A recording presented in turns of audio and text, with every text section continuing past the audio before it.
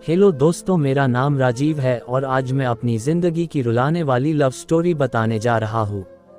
जीवन में जो आप सोचते हो कभी कभी उसका ठीक उल्टा ही आपके साथ हो जाता है। मेरे साथ भी कुछ ऐसा ही हुआ। वो हमारा स्कूल का दिन था जब मैं एक श्रुति नाम की लड़की को पसंद करता था। उस समय मैं 10th क्लास में था, श्रुति भी 10th क्लास में ही थी। हम दोनों एक दूसरे को पसंद करते थे। उस समय मैंने अपनी दिल की बात उसे बताई और उसने मेरे प्यार को एक्सेप्ट कर लिया। हम दोनों एक ही बस में स्कूल जाया करते थे। बस में अक्सर मैं उसकी बगल वाली सीट पे बैठ जाया करता था और वो पल मानो मेरे ज़िंदगी के सबसे खूबसूरत पल थे। क्लास में लगभग सभी को हमारे प्यार के बारे में पता था। मेरे दोस्त हमेशा श्रुति का नाम लेकर मुझे चिढ़ाया करते थे। श्रुति और मैं लंच के समय साथ में खाना खाते थे और खाते हुए अपने फ्यूचर की बातें किया करते थे। रात के वक्त हम दोनों एक दूसरे से ढेर सारी बातें करते। हम दोनों अपने अपने सपने एक दूसरे को बताते और न जाने बात करते करते कब हमें नींद आ जाती और हम सो जाते थे। कभी अगर मेरे घर में कोई रिश्तेदार आ जाता तो रात को मैं छत पे जाकर बातें करता। यहाँ तक कि मैं ठंड के मौसम में भी छत पे जाकर श्रुति से बातें करता। हम दोनों ने साथ में न जाने क्या क्या सपने देखे थे। शादी, बच्चे और यहाँ तक कि हमने बच्चों के नाम भी सोच रखे थे। स्कूल तक तो हम दोनों की प्यार की गाड़ी काफ़ी अच्छी चल रही थी, लेकिन जैसे ही हम कॉलेज में गए तो धीरे धीरे सब कुछ बदलने लगा। कॉलेज में आने के बाद श्रुति अब पहले जैसी नहीं रही। वो मुझे अब इग्नोर करने लगी। अब न वो पहले जैसी बातें करती और न वो मेरी तरफ देखती। मैं सोचने लगा ये श्रुति को क्या होता जा रहा है, वो मेरे साथ ऐसा क्यों कर रही है।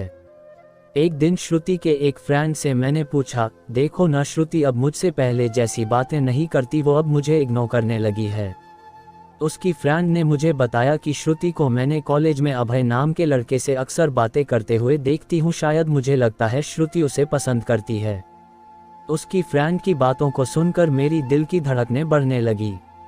मेरा दिमाग कह रहा था कि श्रुति ऐसा कैसे कर सकती है, लेकिन दिल कह रहा था कि नहीं, श्रुति ऐसा नहीं कर सकती। मेरी आंखें नम होने लगी। मैंने अपने आंसुओं को रोका, लेकिन तब भी मैं अंदर से रोने लगा। घर जाकर मैंने श्रुति का फेसबुक अकाउंट और इंस्टाग्राम अकाउंट चेक किया। मैंने देखा कि श्रुति ने अभय को फॉलो किया हुआ है और उसके फोटो पे लाइक और दिल वाले इमोजी का कमेंट भी था। मैंने तुरंत श्रुति को कॉल किया, लेकिन उसने मेरे कॉल का जवाब नहीं दिया। अगले दिन जब मैं कॉलेज गया तो श्रुति से मैंने पूछा, क्या तुम अभय को पसंद करती हो? श्रुति, ये तुम क्या बोल रहे हो? मैं जो पूछ रहा हूँ उसका जवाब दो। क्या तुम अभय को पसंद करती हो, हाँ या ना? श्रुति, अभय और मैं बस एक अच्छे दोस्त हैं। उसने मेरे सवालों का जवाब नहीं दिया। मुझे समझ नहीं आ रहा था कि मैं क्या करूँ। मैं अब काफ़ी चिड़चिड़ा हो गया था और छोटी छोटी बातों पे नाराज हो जाया करता था। श्रुति अब पहले जैसी नहीं रही, वो अब बिल्कुल बदल चुकी थी। एक दिन मैंने श्रुति को अभय का हाथ पकड़कर कॉलेज ग्राउंड में बात करते हुए देखा। मैंने अपने फ़ोन से उन दोनों का फ़ोटो क्लिक कर लिया। कॉलेज ख़त्म होने के बाद मैं श्रुति के पास गया और उससे कहा, श्रुति 2 मिनट, मुझे तुमसे कुछ बातें करनी है। श्रुति, हाँ बोलो, क्या बात करनी है? राजीव, तुम अभय को लाइक करती हो ना? श्रुति, मैंने तुम्हें कल ही बोला था कि अभय और मैं बस एक अच्छे दोस्त हैं।